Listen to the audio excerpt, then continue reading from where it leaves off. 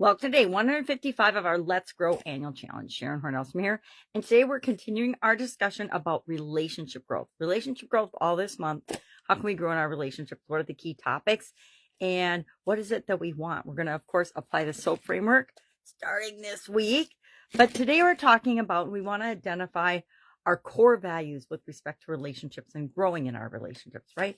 We don't get into relationships because we want them to stay the same forever. We get into them because we want them to allow us to grow. We want the other person or the other people to be able to grow in those relationships as well. So today our action item is simple, and Sylvia's story is in guide 2 of the Let's Grow annual challenge private Facebook group, as well as a write-up of a bunch of different core values, how Sylvia came up with hers and how they impacted her in different areas and aspects of her life. And today we're just going to come up with our top 3 relationship core values. Why 3? Because 3 is a manageable number, and by the time we go through all 9 areas and look at our core values, we'll have 27 different core values that we're going to look at and combine and say, okay, well, how do we prioritize these? What are my real core values? Are there places that the same core value shows up in different areas and aspects of my life? Because then I can put them together and I don't have to manage 27. I can probably manage 5 to 7, and that's doable in terms of conflicts and managing them. So we want to come up with 3, and we'll discuss them, of course, later on. We want to know what they are. What are the most important things to you? What drives your decisions about relationships you will or will not get involved in? You will or will not stay in. You will not or will not tolerate.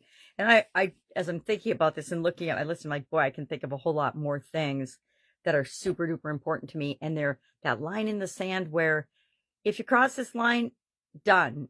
There's, people that we love unconditionally. I was thinking about that and beliefs yesterday. I love my kids and my grandkids unconditionally. There's nothing they can do that would cause me to not love them.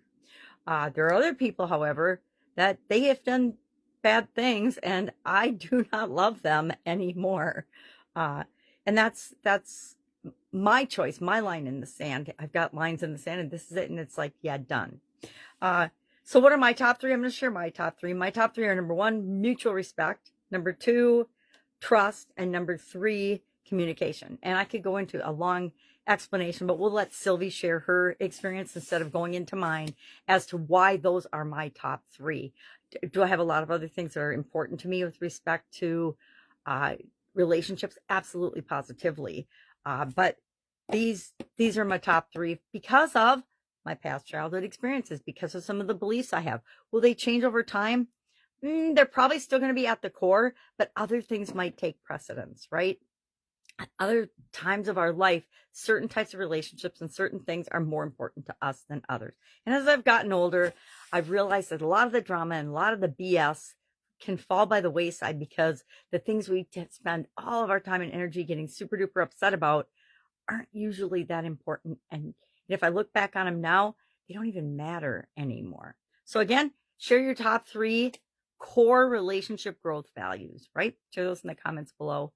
Mine would probably be joint learning or continuous learning too, or something, or continuous growing together, right? We're either growing together or we're growing apart. We're either growing individually or we're not, right? We're either growing together or we're not. That's the way relationships go.